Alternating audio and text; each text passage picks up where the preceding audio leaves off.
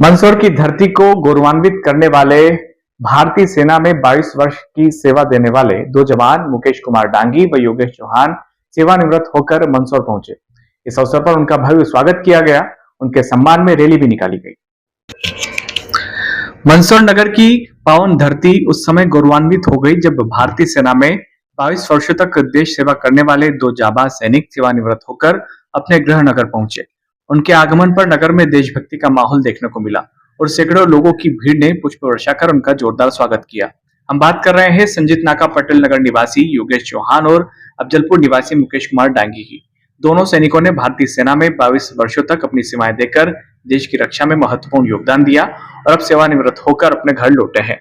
इस अवसर पर मंदसौर के भूतपूर्व सैनिकों के संगठन द्वारा दोनों सेवानिवृत्त सैनिकों का सम्मान समारोह आयोजित किया गया। सम्मान के साथ दोनों सैनिकों को खुली जीप में बिठाकर भव्य स्वागत यात्रा निकाली गई। नगर के प्रमुख चौराहों पर आम नागरिकों ने फूल मालाओं से दोनों सैनिकों का अभिनंदन किया। सेवानिवृत्त सैनिकों को सम्मान करने वाली संस्था के प्रमुख विनय दुबला ने कहा कि देश के लिए अपना जीवन समर्पित करने वाले जवानों का सम्मान करना हमारे लिए भी गर्व की बात है। इस तरह की स्वागत यात्राएं आगे भी निरंतर जारी रहेगी। इस दौरान डिजियाना न्यूज से बात करते हुए मुकेश कुमार डांगी ने बताया कि वे वर्ष 2004 में सेना में भर्ती हुए थे। उस समय बहुत कम युवा सेना में जाते थे, लेकिन आज मंदसौर जिले के कई युवा भारतीय सेना में सेवा दे रहे हैं, जिसे देखकर हमें गर्व महसूस होता है। उन्होंने बताया कि अफजलपुर गांव के लगभग 60 युवा वर्तमान में सेना में हैं, जिन्होंने जिले का नाम रोशन किया है। वहीं योगेश चौहान ने डिजियाना न्यूज से बातचीत में बताया कि उन्हें सेना में रहते हुए ऑपरेशन सिंधु और गलवान घाटी संघर्ष में सेवा देने का अवसर मिला। उन्होंने युवाओं को संदेश देते हुए कहा कि लक्ष्य को कभी नहीं छोड़ना चाहिए। पढ़ाई के साथ साथ शारीरिक प्रशिक्षण भी बेहद जरूरी है, तभी सेना में चयन संभव हो पाता है। दोनों सेवानिवृत्त सैनिकों को डीजे और ढोल नगाड़ों के साथ पूरे शहर में भ्रमण करवाया गया, जहां जगह जगह नागरिकों ने उनका स्वागत कर देशभक्ति की मिसाल पेश की।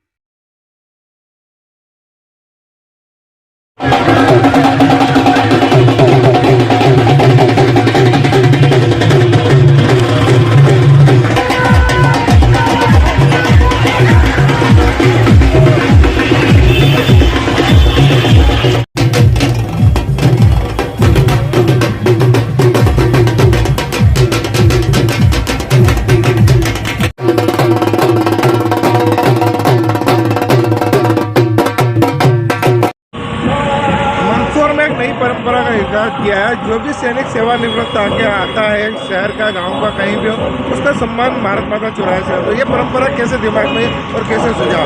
देश के यशस्वी प्रधानमंत्री नरेंद्र मोदी जी ने जब प्रधानमंत्री पद की शपथ ली तो उन्होंने एक बार सार्वजनिक रूप से आग्रह किया कि हम हमारे देश के सैनिकों के लिए क्या ऐसा अभियान चला सकते हैं जिससे देश की सेना के मान के लिए हम कुछ कर सकें।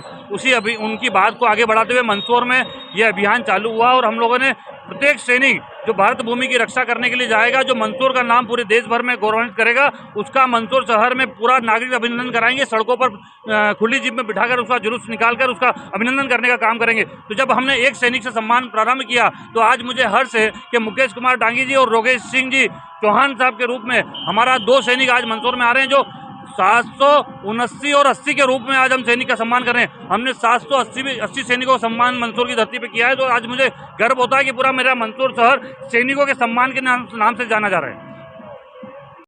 सेवा करके जो फर्स्ट में 2004 में भर्ती हुआ था, उस टाइम पर ऐसा लगता था कि अपने मंदसौर डिस्ट्रिक्ट के बहुत ही कम आदमी, पर आज के टाइम में अगर कहीं देखा जाए तो मंदसौर के सबसे ज़्यादा अभी कहीं पर भी अगर कोई सी यूनिट में जाते तो लगभग अपने मंदसौर डिस्ट्रिक्ट का एक आधा बंदा कोई मिल ही जाता। ये तो 2004 से पहले ऐसा था कि फौज में जाना कोई ज़्यादा ये करते नहीं थे, और अभी लगभग हमारे अफजलपुर से लगभग 60 जवान के समथिंग हो गए, और मैं आशा करता हूँ कि इसमें और आगे हमारे अफजलपुर से और आगे बढ़ने की शायद हमेशा हर भर्ती में आगे दो पाँच आदमी ये लगते हैं सर जवान। और जय हिंद, जय भारत। एक मिनट, सबसे पहले तो आप मंदसौर धरती पे पधारे, आपका बहुत बहुत स्वागत, अभिनंदन। आप युवाओं को क्या प्रेरणा देना चाहेंगे और आप कैसे मंदसौर के नगर में जो युवा सेना के प्रति सम्मान करो, सेना में भर्ती हो? मैं सबसे पहले यही कहना चाहता हूँ कि जितना ज़्यादा हो सके ग्राउंड को कभी मत छोड़ो। पढ़ाई के साथ साथ ग्राउंड को भी कवर करके रखो, ताकि क्या होता है कि आपका मानसिक और शारीरिक दोनों रूप से आपको प्रिपेयर होना ज़रूरी है। एक फौजी वही बनता है जो मानसिक रूप से और शारीरिक रूप से स्वस्थ और तंदुरुस्त रहता है, और वो अपने आप को एक विवेचना के तौर पे मानता है कि हाँ मैं एक ट्रेंड सोल्जर हूँ।